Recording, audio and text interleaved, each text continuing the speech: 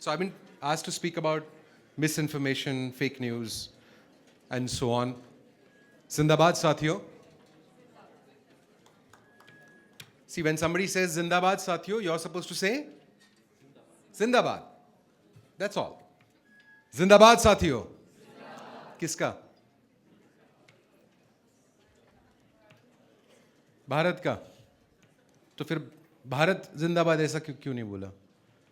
जिंदाबाद सभी का होता है. It doesn't matter who you are, what your name is, what your surname is, where you come from, what papa does for a living, whether mom has a job or not, what kind of car you drive, or what country you belong to, what religion you belong to, what caste you belong to. So Zindabad is for everybody. It's also an affirmation for the speaker कि आज audience में we have live people.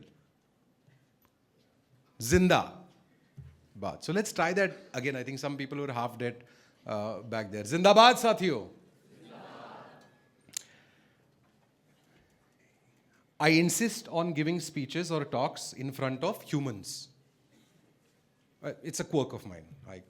I always insist. अगर कोई invitation देता है कि आप आके lecture दो, भाषण दो, तो मैं कहता हूँ कि अगर लोग होंगे, जिंदा होंगे, if they're humans, then I'm fine. I love animals, but I prefer talking in front of humans. So I was promised the same thing here today. I'm going to do a quick test and see if that's true or not. What is the basic and most significant difference between humans and animals? कौन बताएगा? ये आपने ये क्या किया? What is it? अच्छा बात कर सकते हैं, मतलब communicate कर सकते हैं.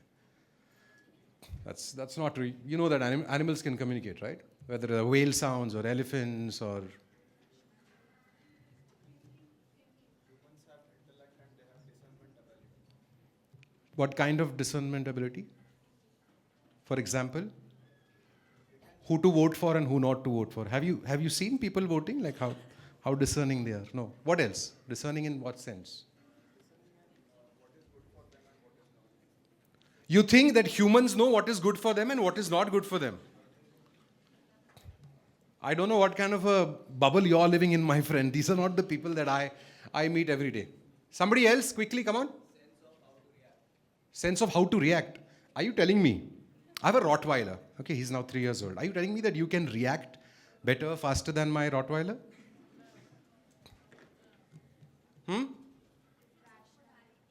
Sense of morality. Rationality. Sense of morality, ma'am. Again, I don't know what kind of bubble you guys are living in. There's a huge difference. So are you saying that animals are moral and humans are immoral, or are you saying animals are moral and immoral and humans are moral?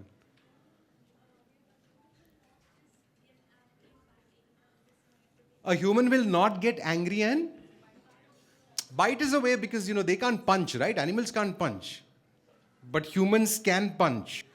Have you seen a human punch somebody without any reason, getting more angry, disproportionately angry? So I don't think so. Again, you live around very sweet people, yeah? Who else? What else?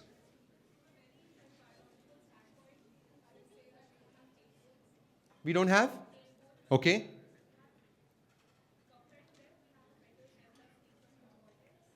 Okay. So then what's the point of that? But why tailbones? I mean, so I asked you what is the basic and most significant difference between you and an animal, and you went straight to tailbone, and that's it. मतलब अगर tailbone होता, तो Jimmy और मुझ में कोई भी फर्क नहीं होता. There has to be. Parimal, you promised. Neelam, you promised me humans here.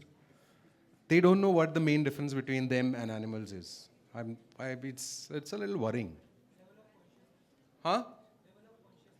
Level of? Questions? Consciousness. Huh? Chetana. What does that mean? What is level of consciousness, Manju? Of course animals can think and react. What are you talking about? If you have a pack of wolves, for example, they will coordinate for hours together and for miles together and hunt down a really huge prey. I mean, they're quite intelligent actually. We spend time contemplating our own existence. You okay? All good, no? That's actually a decent answer, right? We spend a lot of time just thinking about ourselves. So, sort of human audience you've given me, Parimal, here today. Sort of. I'll accept this. And I will get on with my lecture.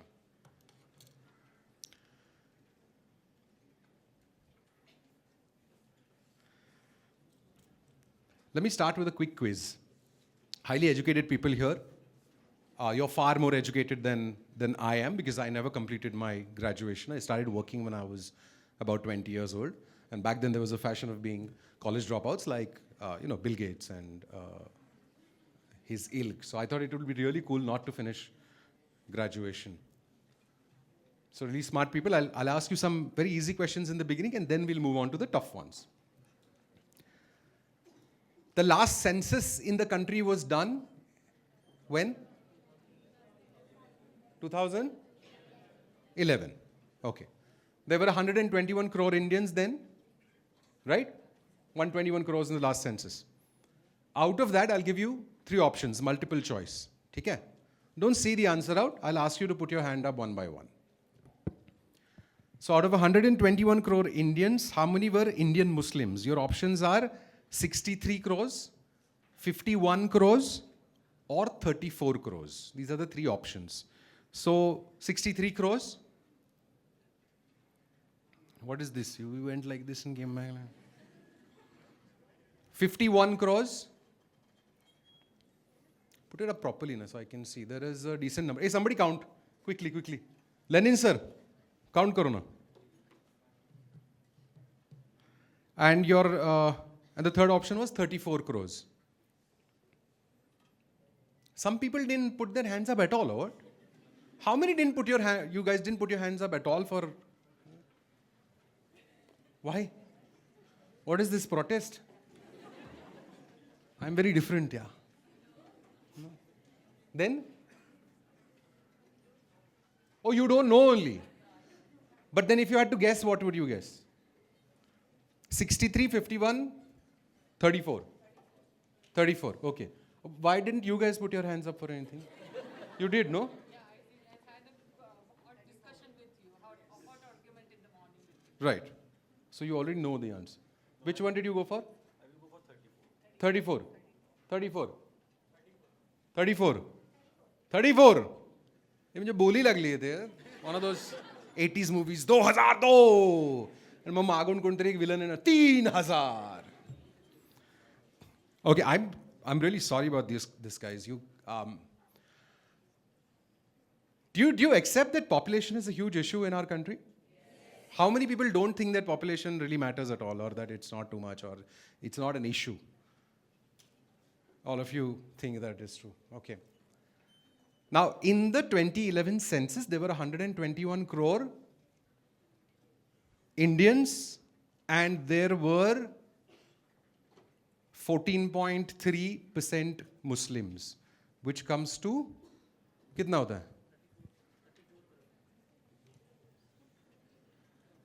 14.3% of 121 comes to 34.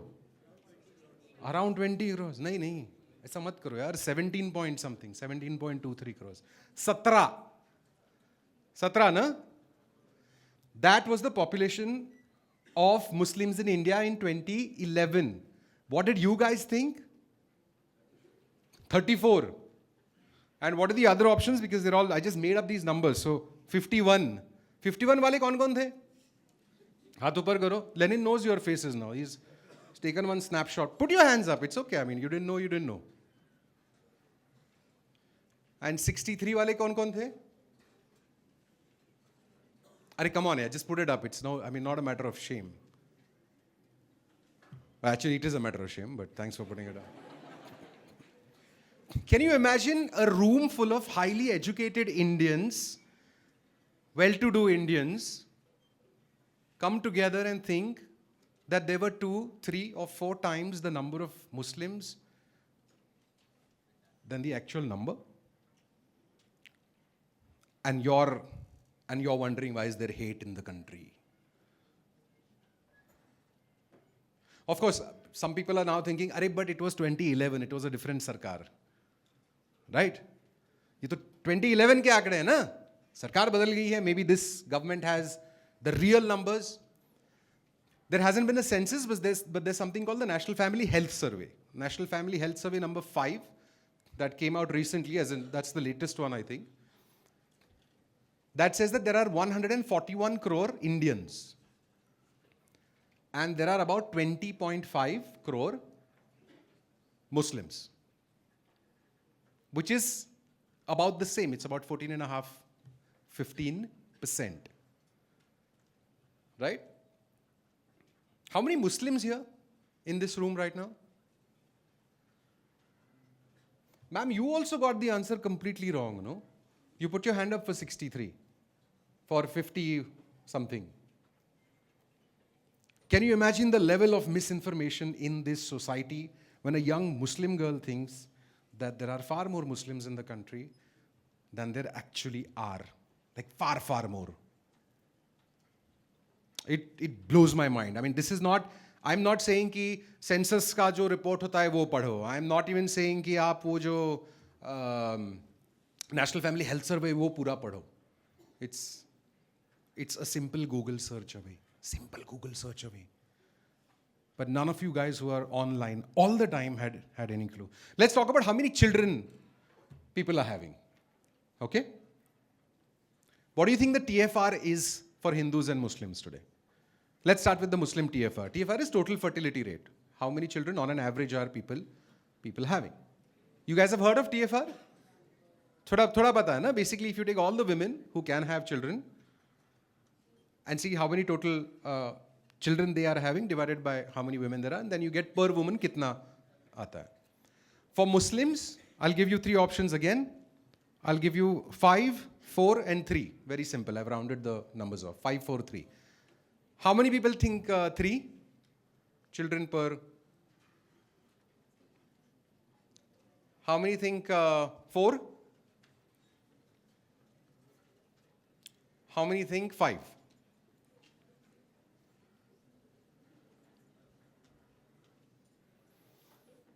So again, this is what the census tells us. This is what the National Family Health Survey tells us. That Hindus are having about 1.94 children per woman. That's the TFR, 1.94. A little less than 2. Are you wondering why it is in decimal points? They thought maybe only half a child somebody's had. Maybe that child is a little slow like me, so usko half ginte hai. So it's 1.94, and for Muslim women, it is not 5, it is not 4, it is not 3, it is 2.34 or 2.36. 2.36. That is the TFR of Muslim women in India. And here's a fun fact. If you're a Muslim woman in Kerala, then your fertility rate, your total fertility rate, is lower than if you are a Hindu woman in Uttar Pradesh. Yeah? Muslim women in Kerala having less children than Hindu women in Uttar Pradesh. Why? Because having children has nothing to do with your religion, the number of children you're having. It has everything to do with education.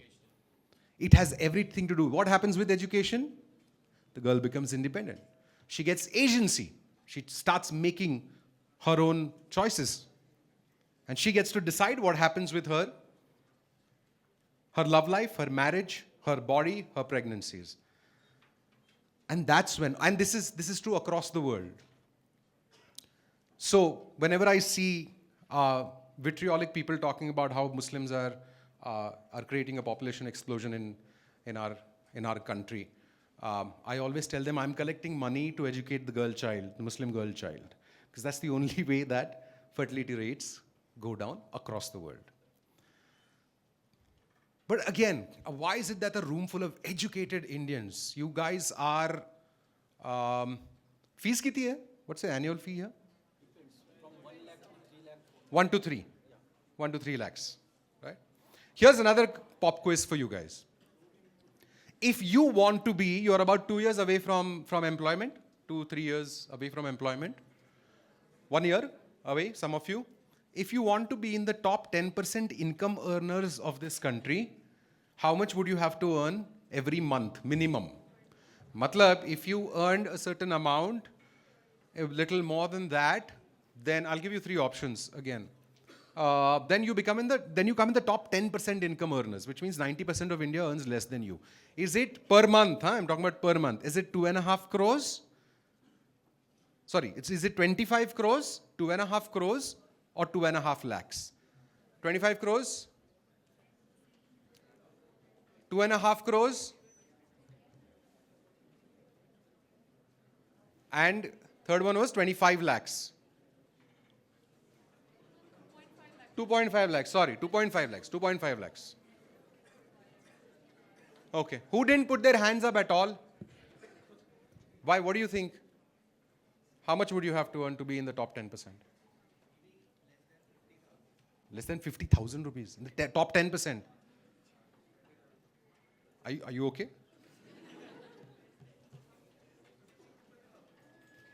15 ते 20,000 रुपये.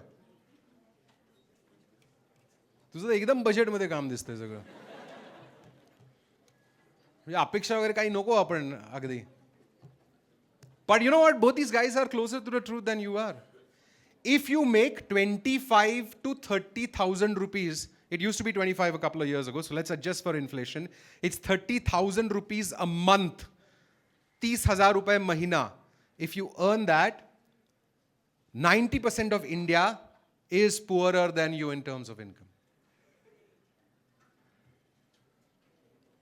Suddenly you are feeling like so rich. Everybody's calculating, Papa ka, it's city, and then you want to ask me, CTC pakde ya in hand pakde, what is the amount of money required to be in the top 5%, 3%, 1%. 1% now is at, I think, 65 lakhs a year. So about 5.5 lakh rupees a month. If you make that, you're the top 1% income earners of this country. Yeah, this is the reality of our country. The point I'm trying to make here is that there is no need for anybody to sit and make WhatsApp factories and WhatsApp universities and to spread untruth. Because to begin with, we are so misinformed. To begin with, we have no clue what country, what society we live in. And with a foundation like that, can you imagine how easy it is for politicians to control the narrative, to control you, to control what you think, to make you hate, to make you talk about all of the wrong things, all of the irrelevant things. It is very easy. Now, the very first question that I asked you, what is the main difference between humans and animals? Somebody said rational. Somebody said rational next to you, right? Rational. Man is a rational animal, yeah? You've been taught that in school? Man is a rational animal? Well, that's also actually not exactly true. The latest research on humans says that we are not rational animals, but we are rationalizing animals. Rationalizing animals. In the sense that there are, and we're talking about fundamental things. We're not talking about very straightforward things that, you know, if I sit here, will my pant get dirty? Sure. I mean, there's no massive sort of irrational thing in knowing that this will happen. Or if I switch this button off, will the mic go off? Yes or no? Yeah, we can think about these things rationally. But when you talk about politics, when you talk about religion, when you talk about identity, that's when our brain breaks down, when there are complex issues involved. So what happens is, here's the mechanism, beautifully described. What you think is the rational brain is actually the rationalizing part of the brain, which is basically your press secretary. So you already have decided something, you already have made up your mind about something. And how is that made up? It's because of your upbringing, where you were brought up, what your parents, who they were, what did you get to listen to in your childhood, who do you have as your social circle right now. See, all of those things create your opinions, right? But the job of the rational or so-called rational brain is now to justify your own positions. So if you think that your religion is better than somebody else's, that's how you've been brought up. Now your brain is going to focus all of the energy on justifying that by looking for things. So for example, after what I have told you today, some people will go back and check my data, which you should, about population, about the whole myth of the Muslim population. You'll go back and some of you will think, that may be true. Okay? That may be true, but it's still 2.36, no? It's not 1.94. And you'll try to calculate in how many years Muslims will become the majority in this country. Or you will say, "Arey, chal, theek hai, wo bhi calculation nahi ho raha hai. What Sangram saying is right." But whatever Muslims there are, and I'm using Muslim as an example for our society. You can use any caste, you can use any kind of identity, you can use gender especially. And you will go out and look for evidence to say, nahi, lekin jo hai wo achhe nahi hai. Because that's how you've been brought up. That is where you are right now. And now everything you're trying to do is justifying your own position. When we talk about feminism, we talk about equality and equity, right? So I really enjoyed the previous speaker, for example. He's a really funny guy. I had a good time listening to. But two things that I did not appreciate and I do not agree with him. First was when he said, "Abhi pyar mat karo." That I think is wrong. You must go out, you must hang out at Durga Cafe. By the way, owned by a friend of mine, so I'm happy to plug that for you. You must go out, you must have relationships, you must fall in love, fall out of love. You must have that. This is an important time when you must do that. And the other is when, I think he commented on why clothes are getting smaller, right? Something about dress, designer, fir dress kahan hai and all that. So when we talk about feminism, for example, people will say men and women are equal, but they will still, at the same time, have the liberty in a patriarchal society to comment on what someone should wear or not wear. To comment on what somebody should eat and shouldn't eat. So the moment you think that there is no nafrat, the moment you think that, well, we're all equal now, yaar, pehle aise hota hoga. You have to scratch the surface. You have to, I mean, you're not at the level where I have to sit and tell you, bhaiya WhatsApp pe jo aata hai na, wo sach nahi hota hai. या जो internet पे दिखता है ना वो सारा सच नहीं होता है. You're not at that level. I mean, you guys are much smarter than that, right? So I'm telling you about propaganda and fake news on a systemic level. You have to scratch the surface and see what's underneath and why that is being said. So for example, many years ago, because tomorrow is 14th April, right? So many years ago on 14th April, I did a radio show where I asked people of Pune, I asked them, so what's up with caste? What's happening with the caste system? Is there caste discrimination still going on? Does caste still exist? Right? This is like a couple of years ago. So a lot of people called up on my show and they were obviously like, what are you talking about, man? And they said, and Marathi people have this habit of saying, ye UP Bihar nahi hai. Right? With due apologies to anybody from UP and Bihar, but Marathi people have this thing. Arey kai bolto tu? Hey, kai UP Bihar hai ka? For caste system to be still alive here. Right? How many people think that the caste system is well and alive? How many think that it's there but it's almost irrelevant, it's non-existent, or it doesn't really affect, people don't discriminate anymore? In urban areas, people don't think about caste at all. Or very little. Very little. Okay. So here's the thing. When I asked this question, most people said, "Kya re tu kai veda hai iska? Tu kai boltos? Tula kai hatat mic dila ki tula kai bola ho, kutho bola ho, kai kadat nahi." A lot of times people who invite me for lectures also think that, but I mean, they might not invite me again, but. तर मी ऐकून घेतलं त्यांचं. And then I said, so you're saying you don't believe in the caste system, you don't practice it, You don't take any decisions based on it? They were like, yes. 10 out of 10 people said, yes, we don't take any decisions based on caste. When you go to a doctor, Sangram, does the doctor ask you what caste you are? Good point, I said. That's a very good point. You get education, you get healthcare, independent of what caste you are. And then at the end of every call, this is a call on the radio, right? At the end of every call, I ask them, Lagna झालंय? किंवा ठरलंय? किंवा girlfriend आहे, boyfriend आहे?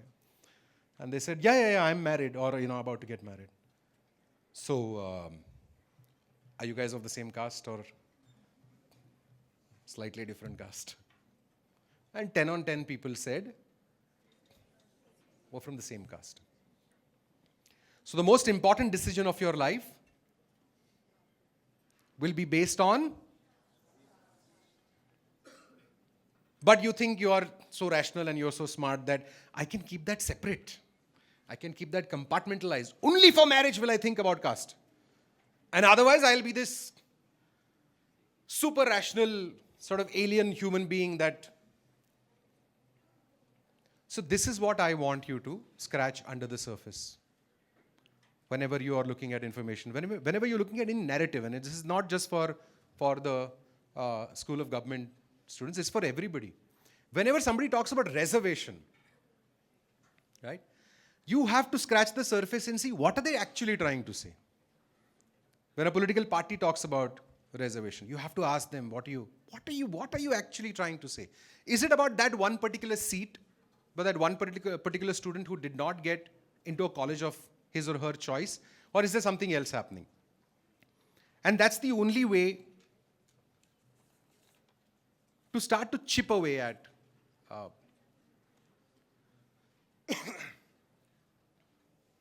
at this whole fake narrative and this fake news. And your job is going to get much more difficult now with artificial intelligence, with all of the algorithms.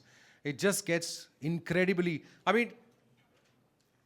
imagine my surprise when I go to audiences like this and I ask them how many Muslims there are. I ask them population kitni बढ़ रही है, किसकी बढ़ रही है. I ask them how poor or how rich India really is. And across the board, I get answers exactly like the ones I got here. Imagine how disheartening it is for a person like me from the media who has spent the last, 23 years talking on the radio about these same issues and highlighting these things. And last year I took a plunge by asking a national political party for a ticket from the Lok Sabha of Pune. I didn't, of course, get it. And the guy that got it, of course, immediately, he lost and then left the party and joined some other party, of course.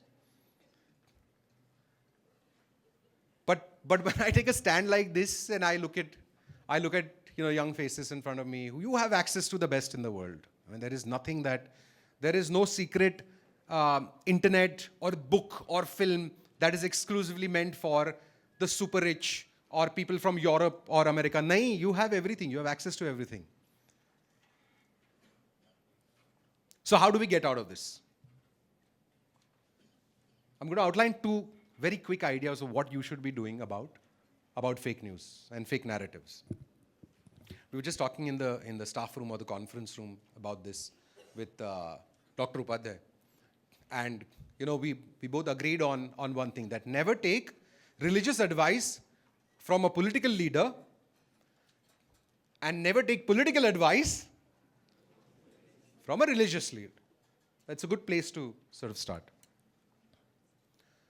But how do you make yourself bulletproof? How do you inoculate yourself against fake news and fake narratives? Well, one is to go to the first sources. How many here have read the Bhagavad Gita? Don't put half-hearted hands. I'll ask you something from it. A couple of hands went down. Okay. How many have read the Quran here? 3 people. The Bible? Ma'am, you're just reading everything. बाकियों के छोड़ो ना थोड़ा.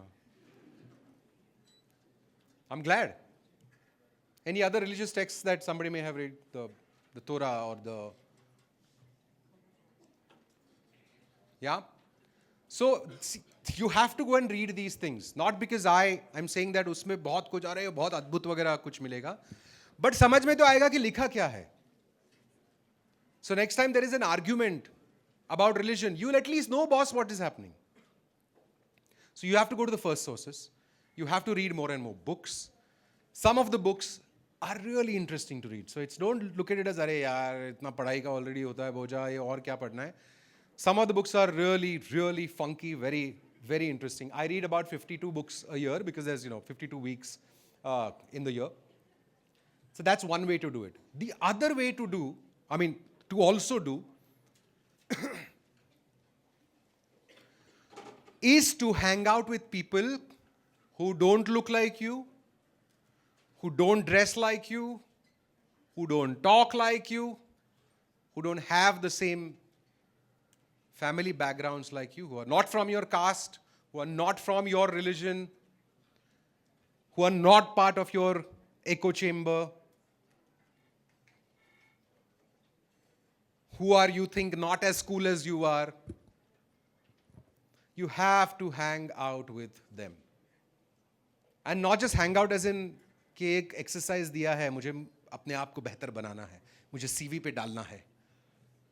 कल को अगर if I'm applying abroad, I can say multi-ethnicity friendship initiative or something. नहीं, उसके लिए नहीं. To actually go out and hang out with them. Ask them, how many of you celebrated Eid this time because it was... The rest didn't celebrate with you. आपने बुलाया नहीं इनको ईद पे? बुलाया था, आए नहीं सारे.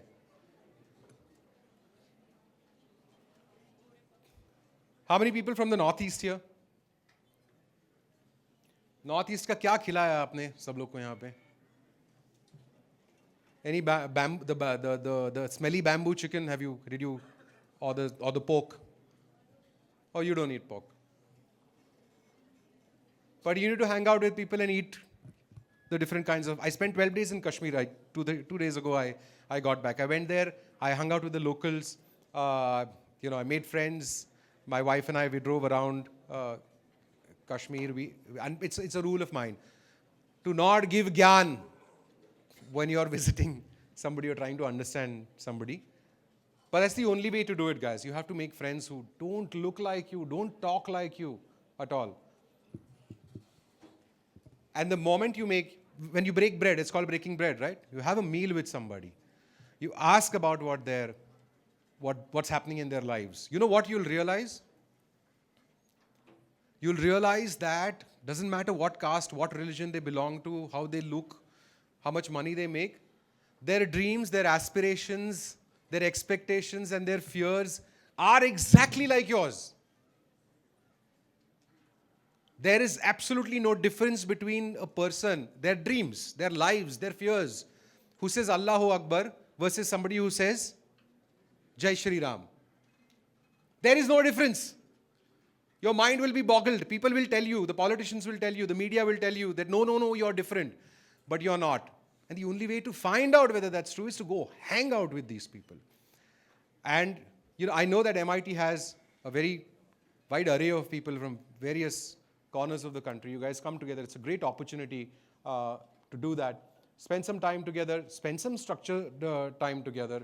Just sit down and ask, this is how my father is. Okay, I love bitching about my father, by the way. He's an incredibly successful former IPS officer, and I love bitching about him. Like, as fathers get older, we want to talk about how they are getting more and more rigid, right? So I do that a lot. But do that with people that you haven't hung out with. Ask them what their father is up to, how their mother is worried about them, how their father is troubling them, what's happening with the siblings. You'll realize, boss, we're exactly the same. We're one and the same.